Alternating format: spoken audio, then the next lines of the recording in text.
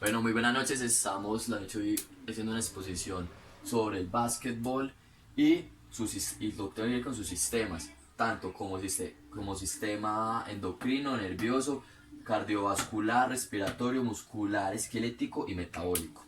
Nuestro grupo está formado por mi persona, que es Carlos Antonio Pereira Puello, por Daniel Ríos, por Esteban Cardona y por Marijo Salgado, ¿cierto? Les voy a dar una pequeña introducción sobre lo que es el baloncesto. Después les daremos como qué son las bases, cuáles son sus jugadores, qué tienen que hacer sus jugadores en la cancha, tanto técnica como tácticamente, lo más básicamente posible para no alargar el tema. ¿Está bien?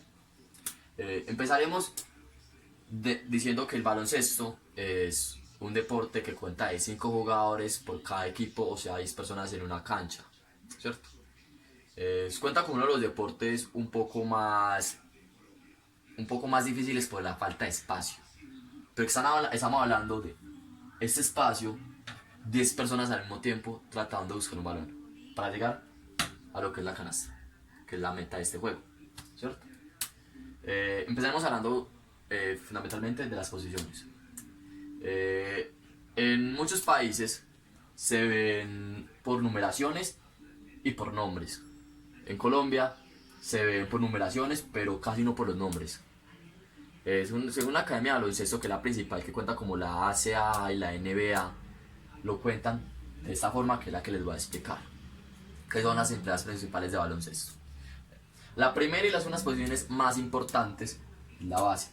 Como dice su nombre, es la cabeza del juego. Siempre normalmente va ubicado afuera de la línea de triple, preparándose para armar la jugada, ¿cierto? Es una de las posiciones más desgastantes porque tanto se hace un esfuerzo físico como un esfuerzo mental. Por el simple hecho que tiene que llevar un balón de una de la cancha al otro y preparar una jugada, ¿cierto? Decir a quién se la va a pasar y qué va a hacer. Porque él puede cortar, puede hacer un pase, puede hacer otro pase, puede tratar de penetrar. Todo va a cuestión de sus manos y lo que decía el entrenador. O sea, en este caso, el coach, ¿cierto? Bueno, segunda posición, escolta, que como su nombre lo indica, es el que está escoltando al base. Está un poco más cerca, pero todos los, hasta el número 3 son jugadores exteriores. Me refiero a exteriores porque son afuera en el triple. Son jugadores muy livianos o a veces muy pequeños que no les pueden meter a jugar contra gente que mide 2 metros, 2 metros algo cuando miden 1,80 m. No tienen la fuerza suficiente, o tienen la fuerza, pero les sobra la habilidad y la velocidad en este caso. ¿Está bien? Nuestro siguiente, alero, juega principalmente la línea triple alejado lo más posible de base de escolta.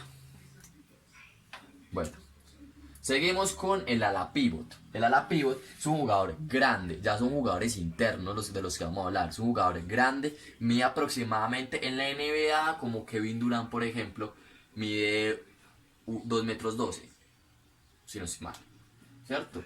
Él en ciertos casos y en ciertos equipos lo han colocado de alero más que todo por su tamaño, no por su fuerza y su consistencia, sino que el número 4 es una persona que tiene que tener la agilidad suficiente y la fuerza suficiente.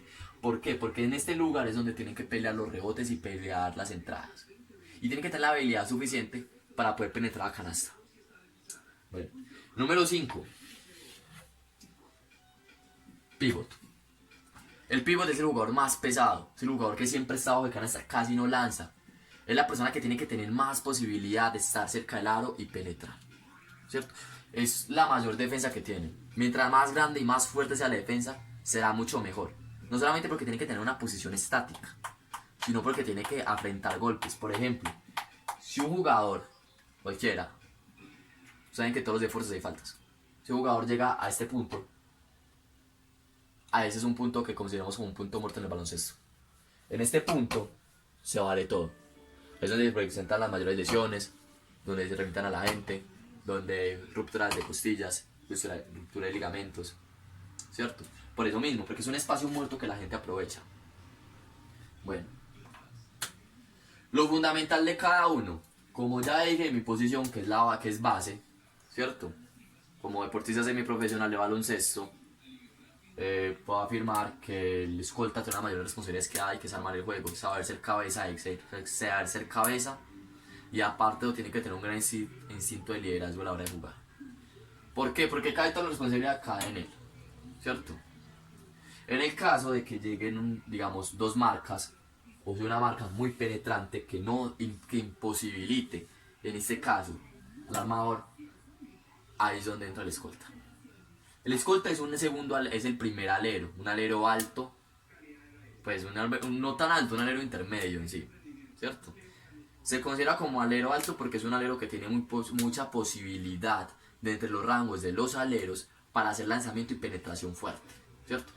Mucha gente está en debate que de que el escolta es la posición que más juega, que menos juega. Depende de la persona y depende de la necesidad que haya en el juego.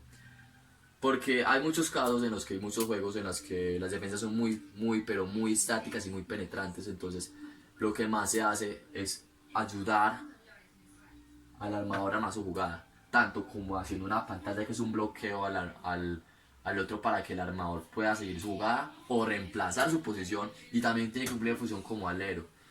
También tiene que tener una buena cesta, los dos, una buena triple principalmente, y los dos tienen que tener muy buen sentido de penetración.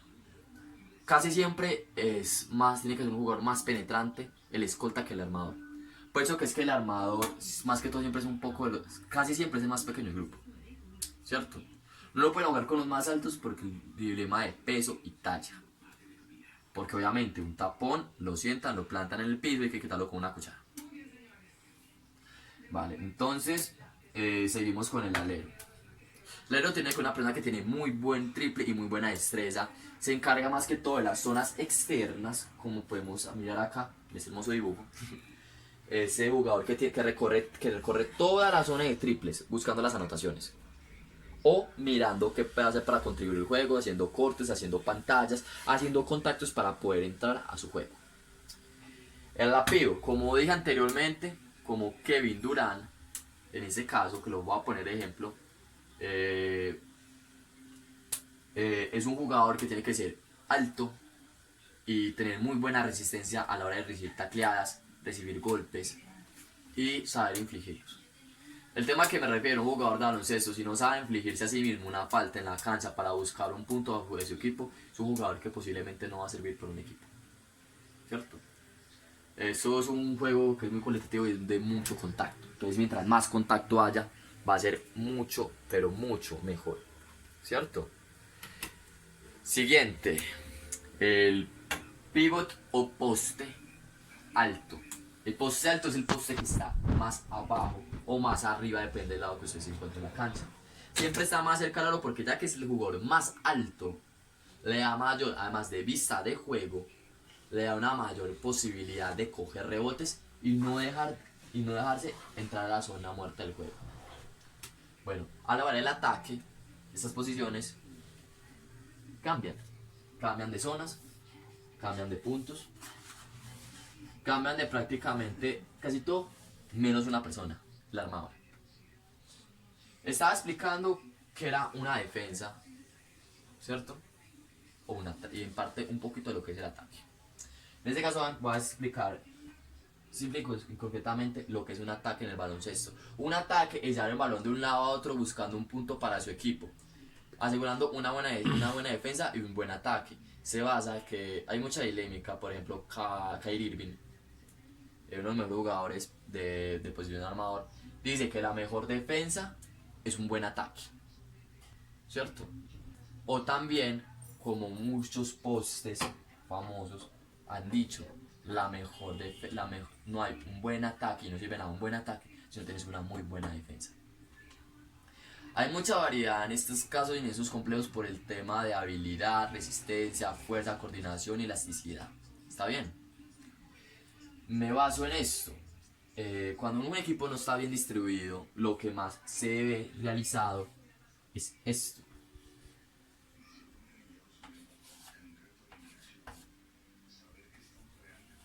Esto llamamos una equilibración del juego. ¿A qué se refiere? A que sí, el balón empieza aquí, en el punto 1, ¿cierto? No hay nada que hacer, solamente hay un poste. El otro equipo es un equipo con muy buenos postes, muy buenos defensas. Es una equilibración del juego. ¿A qué me refiero? A que si el balón viene aquí, ¿cierto? El armador hace un corte, que es una entrada con un cambio, y cambia con el jugador que está al lado contrario. En este caso, 5 cabeza, 1 ala. ¿Sí me entienden? Me refiero 4 cabezas, ¿cierto? Sigamos, el caso es hipotéticamente y va al lado contrario, o el poste es el que hace al lado contrario. Por ejemplo, balón está aquí, muchas veces puede pasar, la tiene el armador, la pasa número 2 a escolta, pero no hay una buena balanceación del juego porque están mucha desventaja por tanto físico tanto como peso, ¿cierto? Lo que hace es que da un paso automático al que en su momento es cabeza de juego, y estos dos hacen un trueque. Se me olvidó decir es que en esos años la implementación del baloncesto ha cambiado demasiado. Todos los jugadores tienen que aprender a jugar en todas las direcciones por el tema de balanceaciones. ¿Sí me entienden? ¿Por qué? Porque el 2 y el 1 pueden cambiar. Todos tienen que saber jugar en casi todas las posiciones. Y esto se repite en todo, a menos de que una penetración. En este caso, pongamos, el 1 está en la esquina del Fuller triple doble, ¿cierto? Fuller, cuadro Fuller, codo Fuller, tiro libre Fuller, ¿cierto? Entonces, lo que hace, balón al 1, al base, baja a atacar, 5 automáticamente va a reemplazar a 1, por el tema de que el juego tiene que estar balanceado. Las defensas están acá. Al caso de que este falle, ya todo el equipo está aquí para hacer una recuperación del balón más rápida y volver a atacar. No sé si me estoy haciendo entender.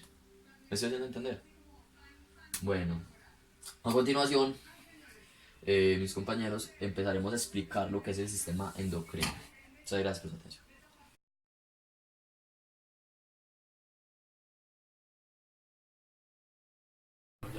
Muy buenas, mi nombre es Juan Esteban Cardona Estrada.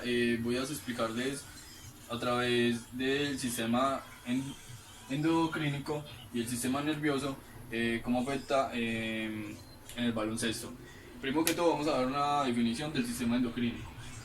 ¿Cuál es su primera importancia? Su primera importancia es que controla y regula y es regulado por ciertos organismos. Esta está trabajando con hormonas.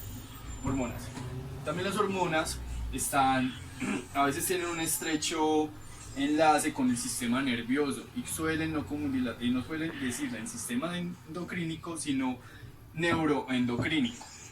Aclarando esa parte, sí. En las hormonas, estas pueden viajar por vasos sanguíneos, a través de vasos sanguíneos, llegando a órganos diana. A comparación de diferenciar con las hormonas en el sistema nervioso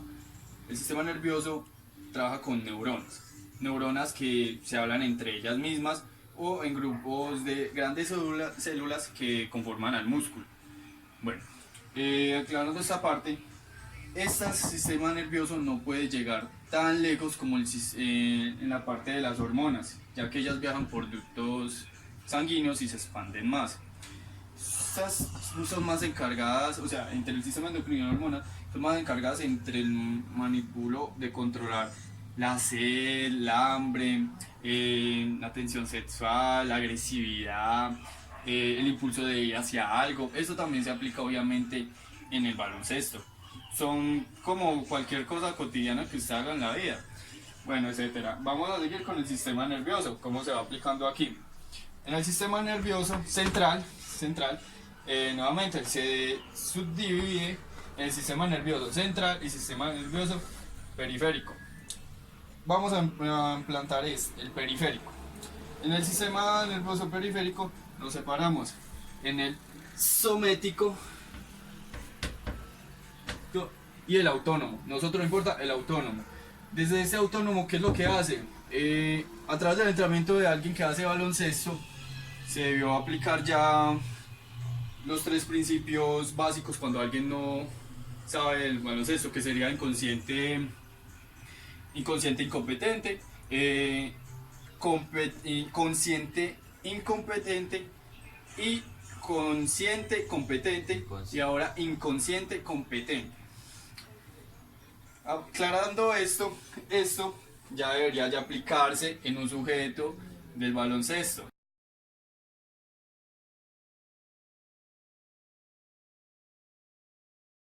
Aquí nuevamente retomando, nos quedamos en el sistema nervioso autónomo.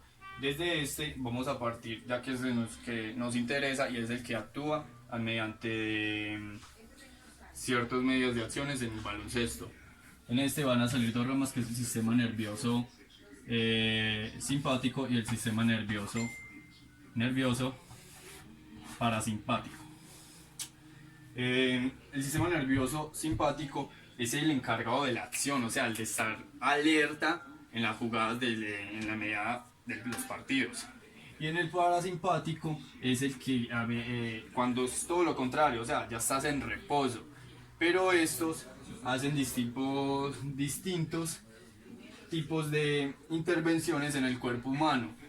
En el, en el sistema nervioso simpático está encargado de dilatar más las pupilas, suspender cierta área, suspender ciertos organismos, acelerar el ritmo cardíaco, aceleración cardiopulmonar y maneja mucho el tono de los riñones, perdón, la vejiga.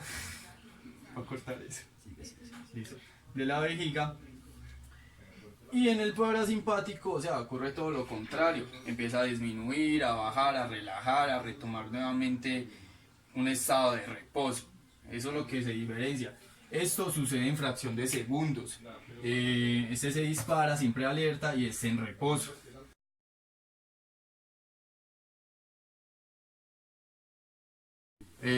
Ahora después de eso vamos a seguir con el sistema metabólico. Tomando en cuenta que hay diferencias significativas en las acciones realizadas en los diferentes puestos para cada jugador, puede realizar el trabajo mecánico, en este caso, diferentes acciones técnico-tácticas. Debe necesariamente obtener energía química de la naturaleza, la misma que actúa mediante sistemas de energía. Por ejemplo, metabolismo anaeróbico. En el sistema de energía para esfuerzos breves con una duración de 0 a 3 minutos. Acción en el baloncesto que dependerán de la vía metabólica anaeróbica. Lo único que son los saltos, los rebotes, los dribles y los tiros teniendo una duración de 0 a 6 segundos. El baloncesto también requiere trabajo de alta intensidad por periodos mayores de 6 segundos, como serie de ataques o contraataques, para lo que se necesita usar la energía proporcionada por el metabolismo anaeróbico láctico. Bueno, ahora les hablaremos sobre el metabolismo anaeróbico. Interviene en las resistencias que requiere el basquetbolista para el tiempo que comprende ya sea un partido o a su vez un entrenamiento. En el 90% la aportación es anaeróbica y en un 10% solamente una aportación aeróbica, por lo que el sistema aeróbico es el que practica fundamentalmente en la provisión de energía para poder mantener la duración de todo el partido. En conclusión, durante las diferentes fases del juego se producen acciones que son realizadas mediante la acción del sistema anaeróbico, láctico y aláctico. Por un, pero aún así existen ciertas presencias y uso de sistemas aeróbicos debido a la duración de un partido o entrenamiento. Eso considera sobre el sistema metabólico sobre el baloncesto.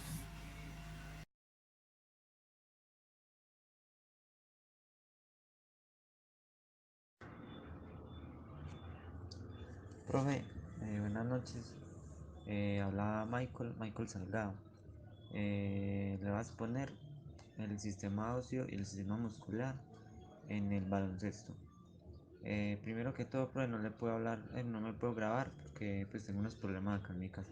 Entonces se lo va a mandar por audio y ya mis compañeros van a seguir con la exposición. Bueno, el sistema muscular está formado por los músculos, los cuales están unidos mediante tendones que se conectan a los huesos y provocan los movimientos corporales. Bueno, en el baloncesto se puede ganar se puede ganar resistencia muscular. En la infancia puede aumentar en la estatura y puede aumentar masa muscular. Y en los adultos puede aumentar la capacidad pulmonar y sanguínea.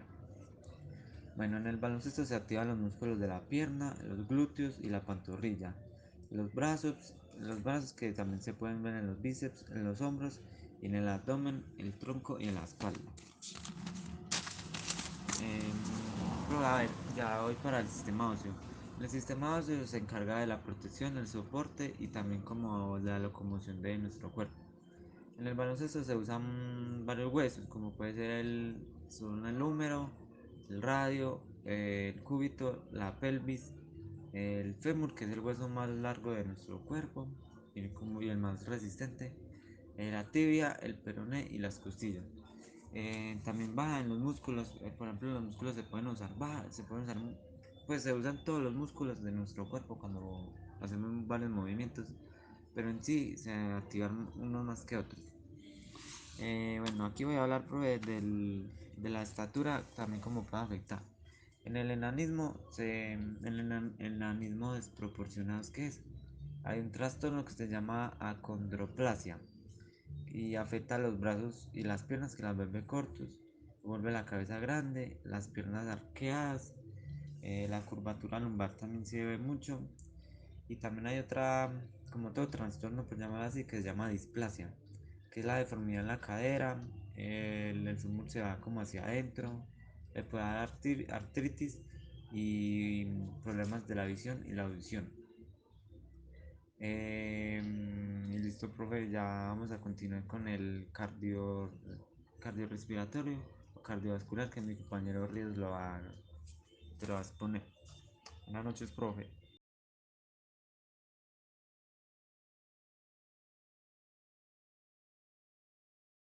Buenas noches, mi nombre es Juan Daniel. Entonces vamos a continuar pues con la exposición acerca, ya sabemos qué es el básquetbol, ¿cierto? Entonces yo les voy a explicar lo que es el sistema cardiovascular, ¿cierto? Que es pues en sí pues todo lo que viene a ser la sangre, corazón y todos esos aquellos órganos que nos ayudan al sistema cardiovascular, ¿cierto? Y también voy a explicar el sistema respiratorio, ¿listo?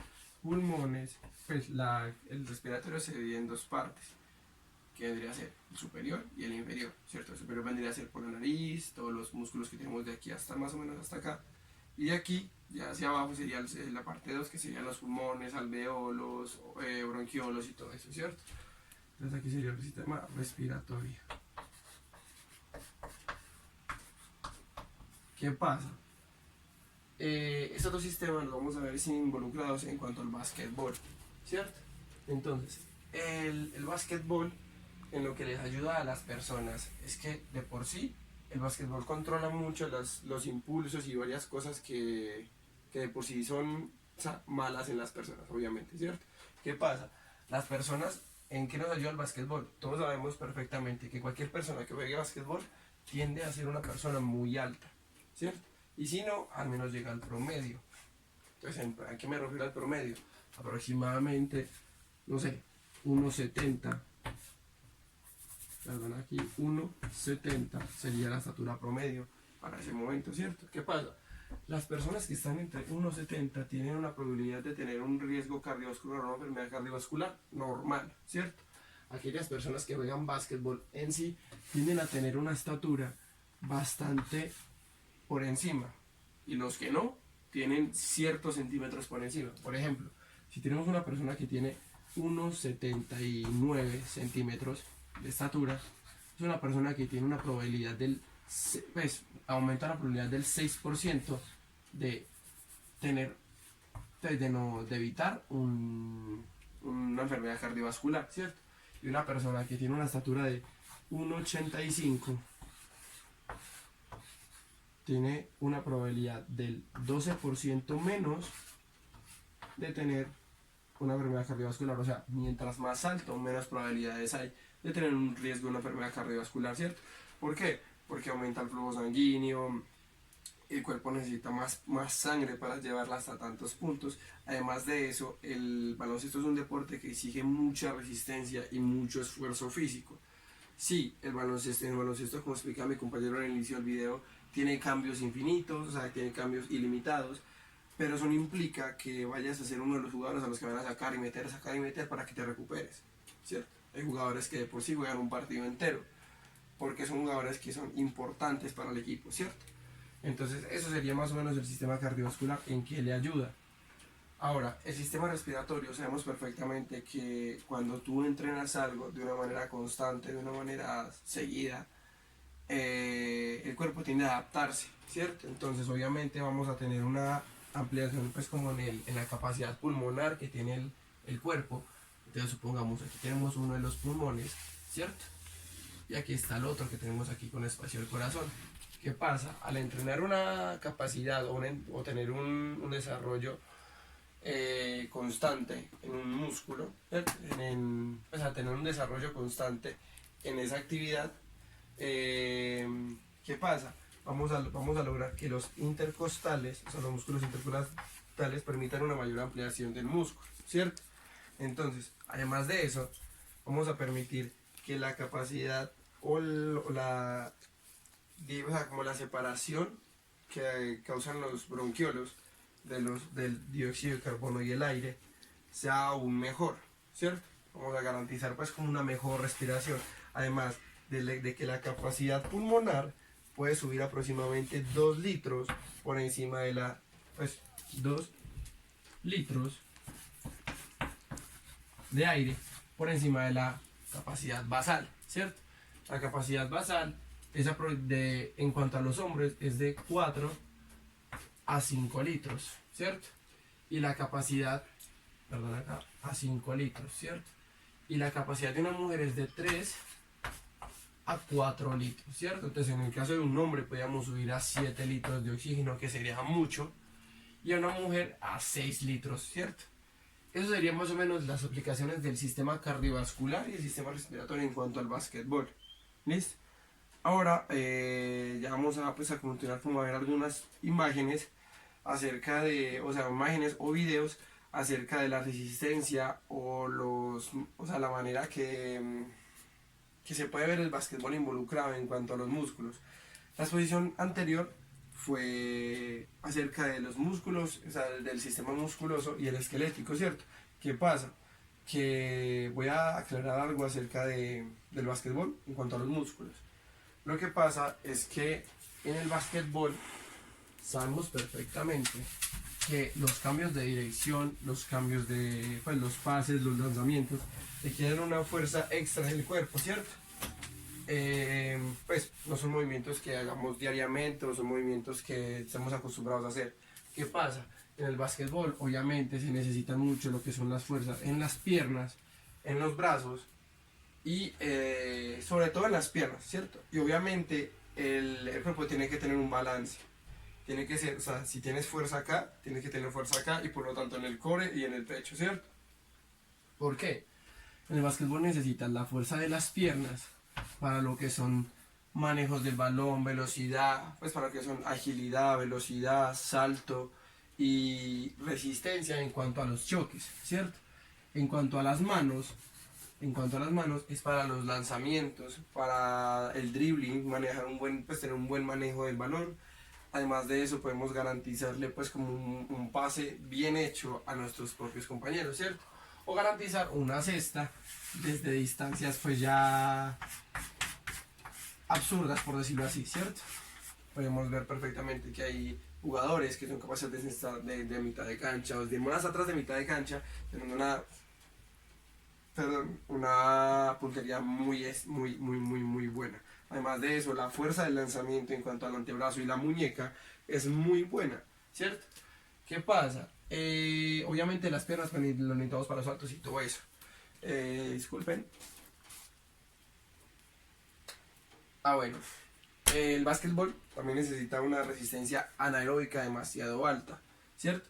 ¿Qué pasa? Lo que les quería explicar era que, como al principio de la exposición dijimos que había una persona que siempre era la que ofendía, ¿cierto? Que eran los postes. Esa persona, como siempre se va a ser el que va a estar debajo del aro en cuanto a la defensa, en cuanto a actividades así, pues en cuanto a actividades como la defensa o los rebotes de los balones, es una persona que tiene que tener mucha fuerza localizada. ¿Qué significa eso? Que tiene que ser una persona que tiene que tener los pies muy bien plantados en el piso para poder que si alguna persona llega con una me fuerza a mí para movimiento, para correrme de mi puesto, para poder encestar él, yo tenía la capacidad de contrarrestar esa fuerza y al menos generarle un efecto rebote a esa persona, o por lo menos estar estático en mi punto y que el esfuerzo que él haya intentado hacer para correrme o para lograr hacer la cesta sea en vano. Entonces por eso es que la persona que tenga que tener, o sea, que juegue básquetbol y sea poste, tiene que tener de por sí una fuerza localizada muy, muy alta.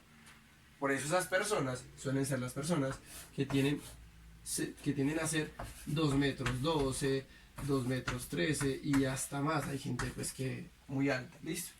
Ya eso sería más o menos la exposición acerca del sistema cardiovascular y del sistema respiratorio.